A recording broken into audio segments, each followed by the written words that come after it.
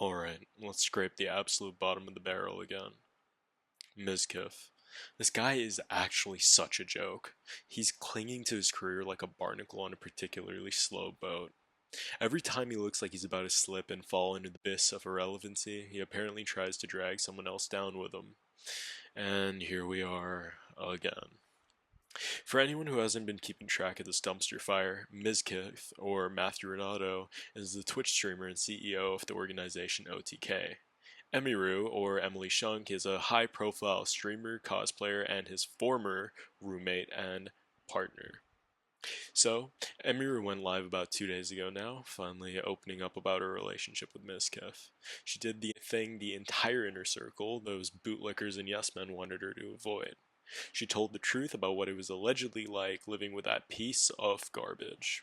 And surprise, surprise, it wasn't a cute little housemate squabble, it was a certified nightmare. Okay, so let's go over the alleged list of what Emiru was dealing with while living in what was apparently less of a stream house and more of a bizarre cult. First, prolonged psychological abuse and controlling behavior. This isn't just his standard online persona of rage baiting or trolling. This is allegedly trying to micromanage her existence like she's a contestant in a Mr. Beast video. For a content creator who sells himself as the chill, successful CEO type, allegedly policing a housemate's every move is less strong, dominant male and more like a Reddit moderator, drunk on his one little tiny bit of power. I'd say he was a neckbeard, but I don't think he has quite enough testosterone to even manage that. Then the physical intimidation, destruction of property, slamming doors, allegedly punching walls in her presence. With Timmy Tough Knuckles over here using the 50 pounds he has on her to show, oh, I can escalate this faster than you can.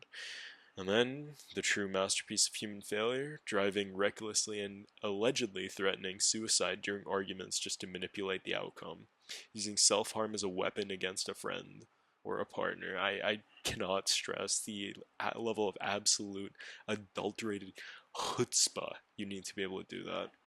And then the alleged grand finale, which is to the least shocking part of this whole affair, considering the kind of person Mizkif is now, a non consensual sexual advance after they had already broken up. She was allegedly crying, vulnerable, and he saw it as an opportunity. A real life Twitch Prime sub trying to force himself on her. She had to scream to get him to stop, and his response wasn't, oh, I'm really, really sorry. It was, I feel weird now. I have to go. Just an astonishing, breathtaking lack of self awareness. And the reason for her silence?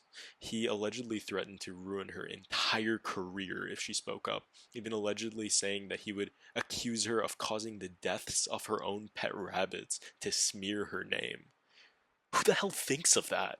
Who's a marketing genius who says, let's weaponize dead animals? Only a truly fucking rotten cartoon villain could come up with that.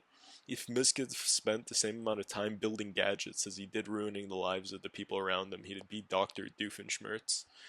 The TwitchCon assault, which I briefly touched upon in my last video, was a horrifying ordeal in and of itself. And that was kind of the final straw for Emiru.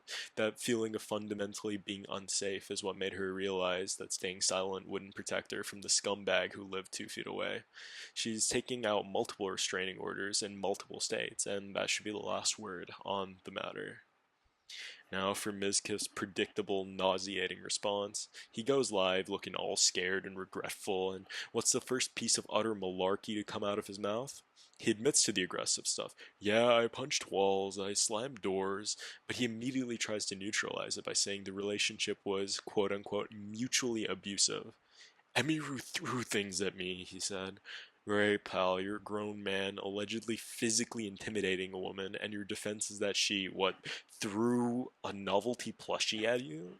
It's the classic abuser's tactic to equalize the blame, make a throw pillow equal to emotional trauma. Like, just shut up.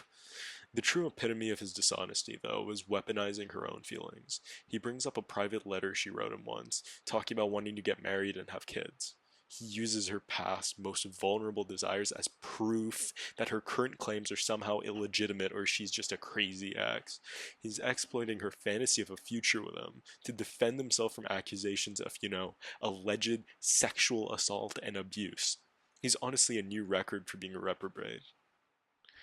This whole mess is the streamer ecosystem wrapped up in one pathetic little man.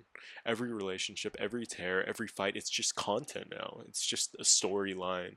And when the storyline goes sideways, the star doesn't take accountability. He tries to tear down the leading lady so he can look like the tragic hero who is just too good for this world.